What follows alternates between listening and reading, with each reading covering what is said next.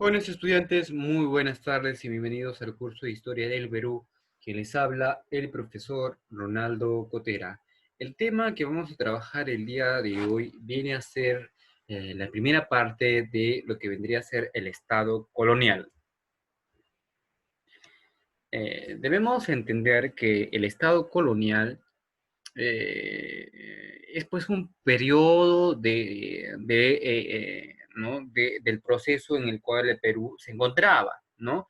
Debemos mencionar que el Perú, el virreinato del Perú, se creó pues por Carlos V, o también se le conocía como Carlos I de España, cuando promulgó las nuevas leyes de Indias, ¿no? Donde básicamente establecía pues la conformación con el primer virrey Blasco Núñez de Vela, ¿no? La conformación del virreinato peruano. Esta, pues, el Estado colonial va a estar compuesta de 40 ordenanzas dadas en Barcelona el 20 de noviembre del año de 1542. El quinto virrey, como ya les había mencionado en la clase pasada, Francisco Toledo, organizó pues lo que venía a ser la colonia en el Perú, donde va a establecer básicamente lo que viene a ser la mitad minera y creando de esa forma las reducciones o los pueblos indios, donde se establecía de cierta forma el tributo indígena y el reglamento de las aduanas. Lo que vamos a conocer en esta semana, vamos a ver lo que es la estructura política, ¿no? La estructura política va a estar dividida en dos, las autoridades metropolitanas y las autoridades locales.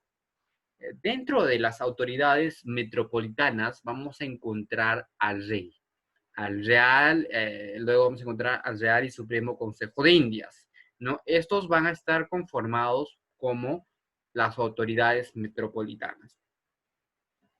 Debajo de ellos estaba pues las autoridades locales, ¿no? Que va a estar encabezada por el virrey.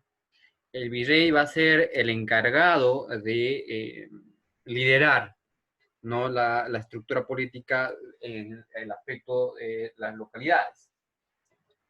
Luego también encontramos al corregidor, al intendente, al subdelegado, al andino negro.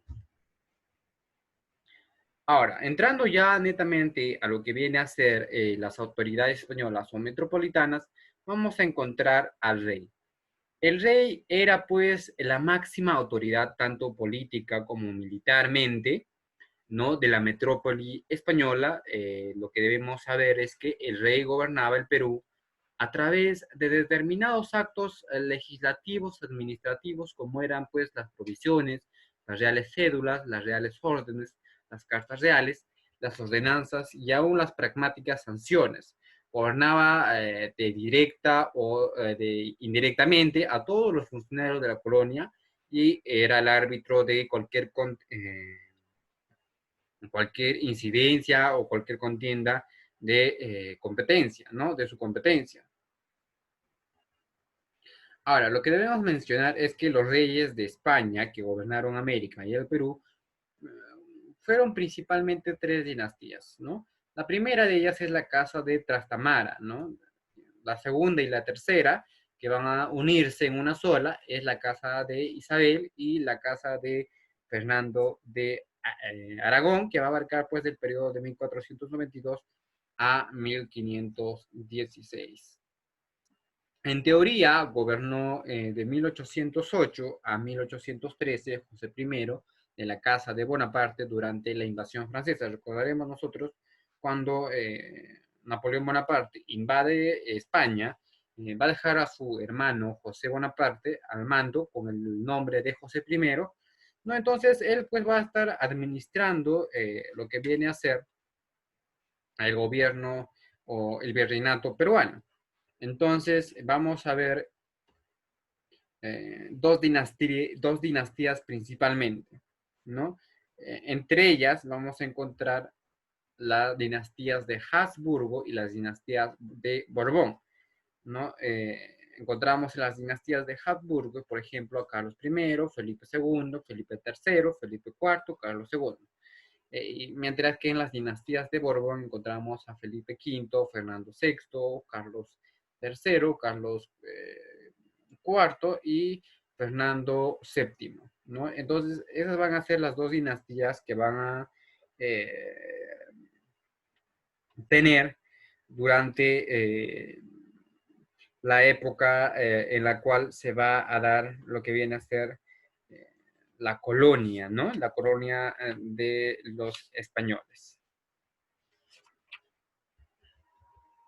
Seguidamente vamos a hablar sobre el Consejo de Indias.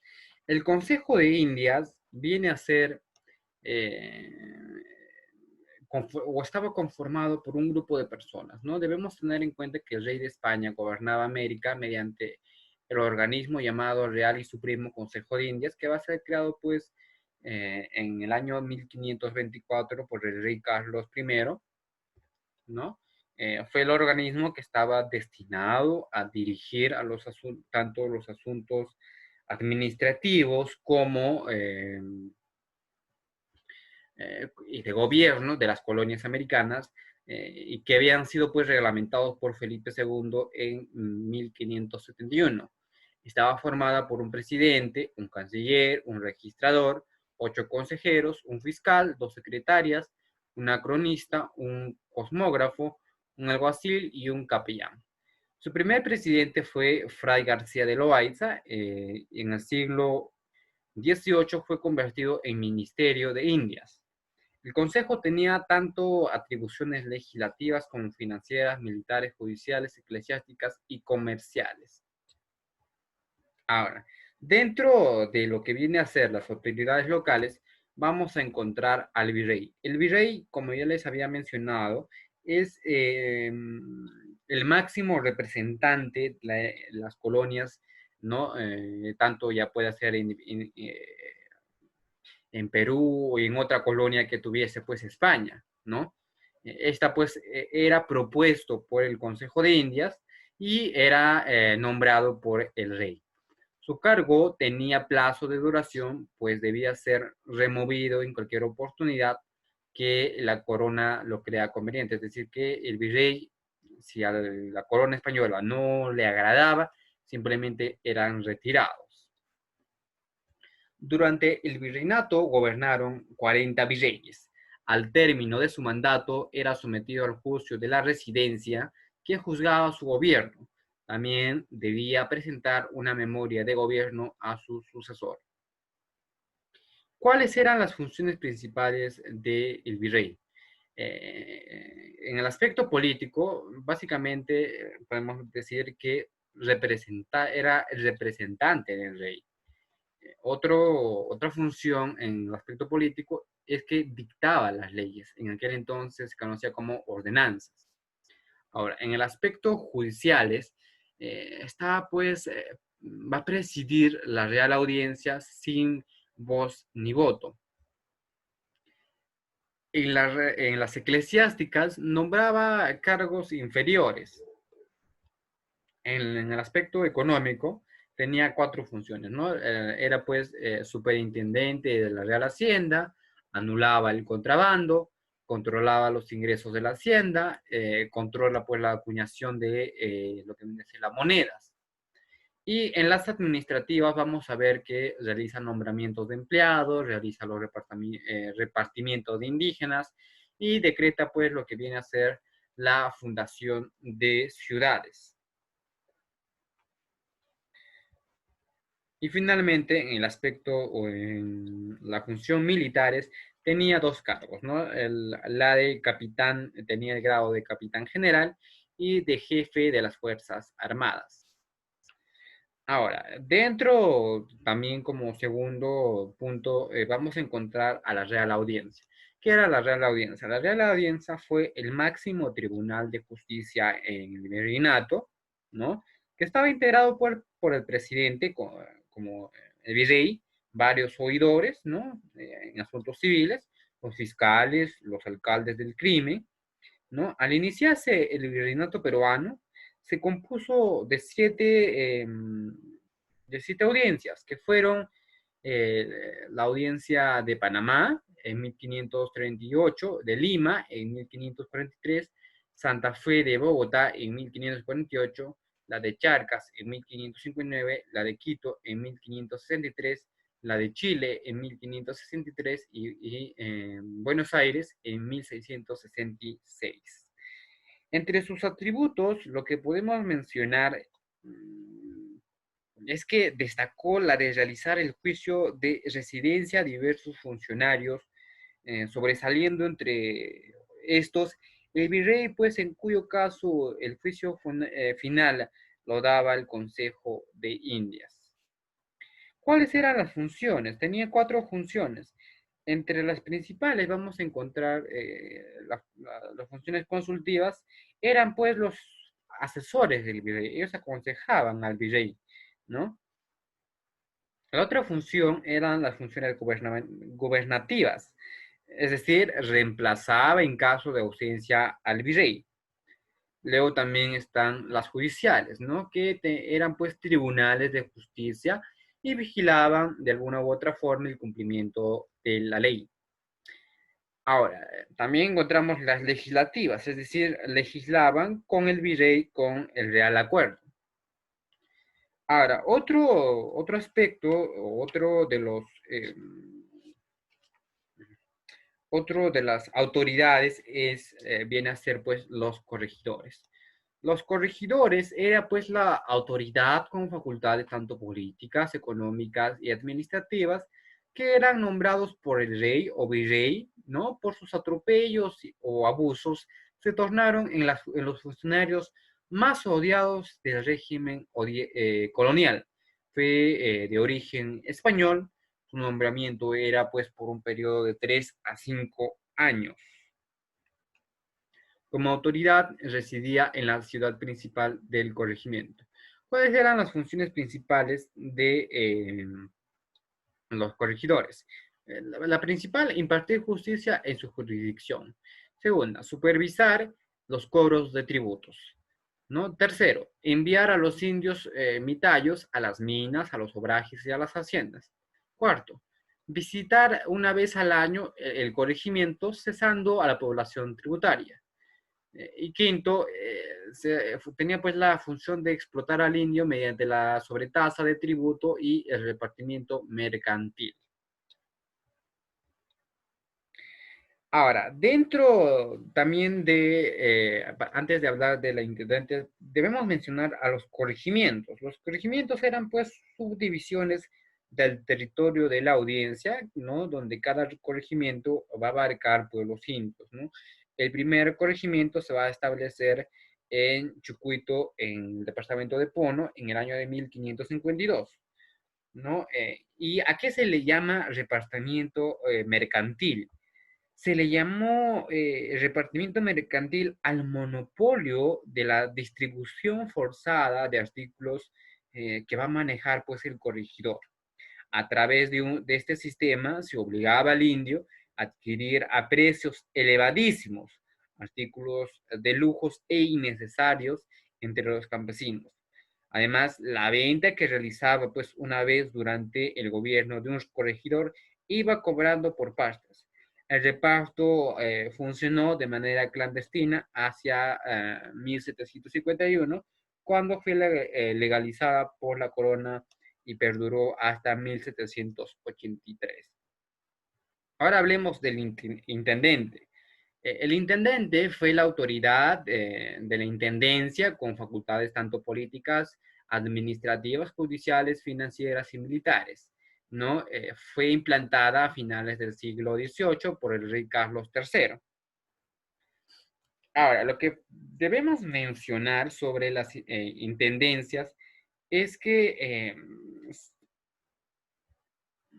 vamos a ver que van a tener varias atribuciones, ¿no? Entre ellas vamos a ver las atribuciones económicas, judiciales, religiosas y políticas.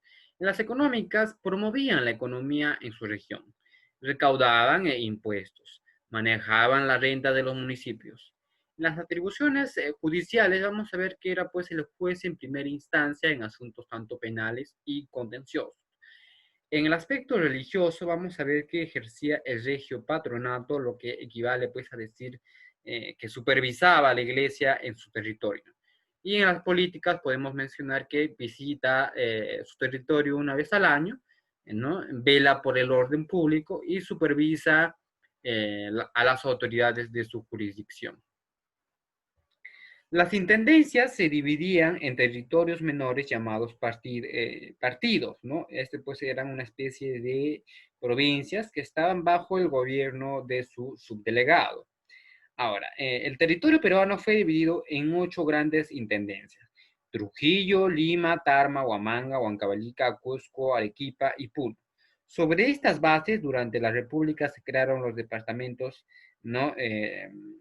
Con estos nombres. A finales del siglo XVIII, durante el reinado de Carlos III, a consecuencia pues de las rebeliones indígenas, la metrópoli optó por cambiar la estructura política colonial. En tal sentido, se suprimió el sistema de corregimientos e implantó las intendencias, ¿no? Una institución de origen francés. Al frente de este organismo estaba pues un intendente, quien era el encargado de la administración de grandes circunscripciones territoriales, ¿no? Y por debajo de él se encontraba pues el subdelegado o reemplazante del corregidor de indios. Es decir, que las intendencias se van a dar a consecuencia del reemplazo de los corregimientos, ¿ya? Porque recordemos que los corregimientos, pues, fue una especie de abuso contra los indígenas. Entonces, una vez enterado la corona española, van a cambiar esta metodología, ¿no? Entonces, la creación del intendente va a permitir, de alguna u otra forma, descentralizar la labor del virrey y tecnificar el manejo de las rentas públicas, ¿no? Donde su establecimiento se dio durante el gobierno del virrey Teodoro de Croix, ¿no? Otro aspecto que no lo estamos mencionando también es el cabildo, también llamado el ayuntamiento. El cabildo era una institución urbana, o también como se conoce como municipio, que era traído al Perú por los invasores, ¿no? Estos pues estaban encargados de la administración o mato y de la seguridad de las ciudades. En el cabildo estaba formada pues por el alcalde, quien lo presidía, y los regidores. Básicamente sería muy parecido a lo que conoceríamos pues como los municipios locales, ¿no? Entonces, de esa forma vamos viendo lo que es la organización o la estructura que se va a manejar en aquella época en el Estado colonial. Hasta aquí, chicos, la clase del día de hoy. Espero que les haya gustado. Nos estaremos viendo en la próxima clase.